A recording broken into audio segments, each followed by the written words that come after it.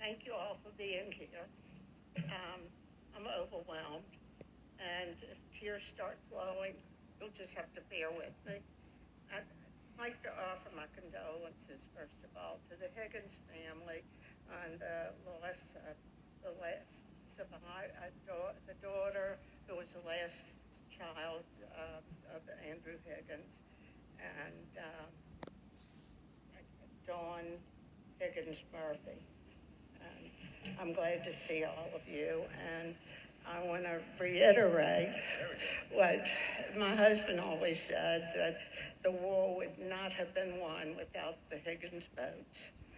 And my husband Les was so proud of serving his country and related his experience to all that I asked.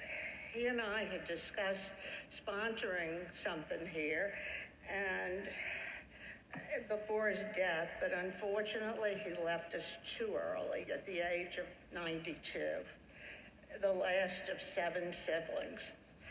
He graduated from Fort Chae High School and was 16 when the war started in 1941. He enrolled in college, but he didn't register for the semester that began in January 1943, because he knew his number would be called when he turned 18 in March.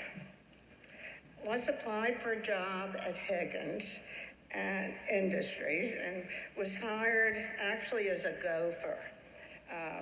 I noticed they said he was a runner, but he called it a gopher. And his older brother, Buzzy, was employed there. In a short time, he was asked to work in a space overlooking the construction floor below to answer the phone and page people. The guards were no longer doing the job.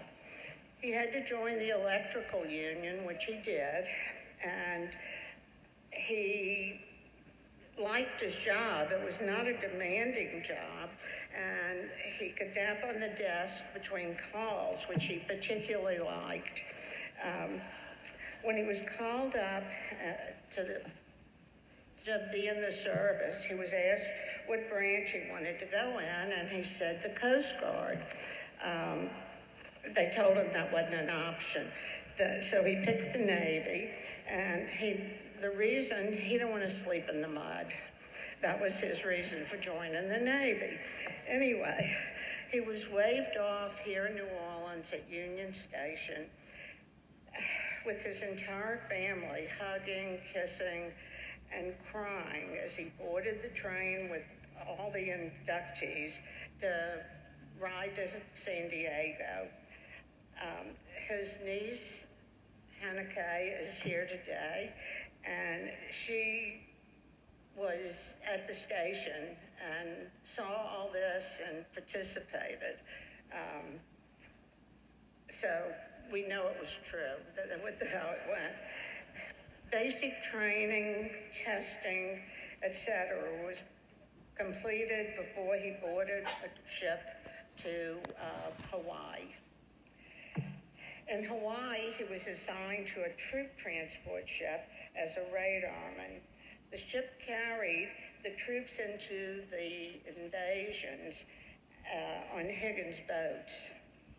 The boats returned to the ship with the wounded, and it continued until all the tanks, trucks, and the equipment that was needed was offloaded on larger Higgins boats to the shore. His ship was in the middle of large convoys. The battleships and aircraft carriers and other larger ships were all around the small ship that he was on, which I didn't realize it wasn't really that small. I never really pictured it, but to carry all the big Higgins boats and the equipment, it was pretty large. Anyway, the large ships were the targets for the bombings, and so all the torpedoes were whizzing by. The kamikazes were going into the big ships to try and destroy, well, to set them afire and destroy them. And there was lots of explosions, fires, and sinking ships and dying men. He spoke of the men fully packed with their backpacks and guns and everything, climbing down the ropes on the side of the ship, to get into the Higgins boats, which were down below on a ramp. They would load them and put them down a ramp on the troop transport and carry them into the shore. Near the shore, the men were unloaded and had to run through the water and onto the beaches to kill and get killed. Quite an experience for anyone, much less an 18-year-old. Les could tell us the islands and the dates of each invasion he was in the Pacific, and also some very interesting tidbits about going ashore in China, Japan, and other places.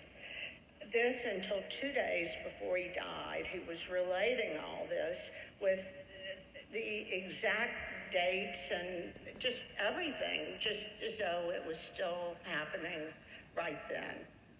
One particular story was about walking down a street in Tientsin, China, and seeing a tall, blonde, blue-eyed man walking toward he and his buddy. Thinking he was an American, they started talking to him, and they were very surprised to find out he was a white Russian who had gone there for whatever reason. But this is just one. I can't tell some of the stories, but they were pretty interesting. Anyway, we were in Tientsin, which is called by another name now, years later, and he said it looked quite different, although it still was not that great a place to be. Coincidentally, because the cruise ships had started stopping at Tientsin to take people into, I think it was Beijing, and bus you into Beijing, they had to build some facilities because it was a pretty long ride. Well, these facilities were definitely not up to date, but we lined up and managed.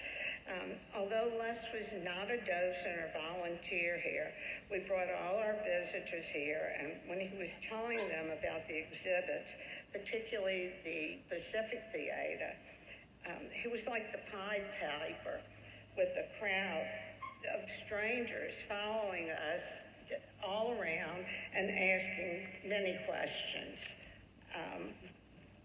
Before I finish, I'd just like to thank all of you for sharing this wonderful occasion, and a special thank you to Stephen Watson, Josh Schick, who curated the exhibit, and Jeremy Collins, and all the staff who have just been wonderful.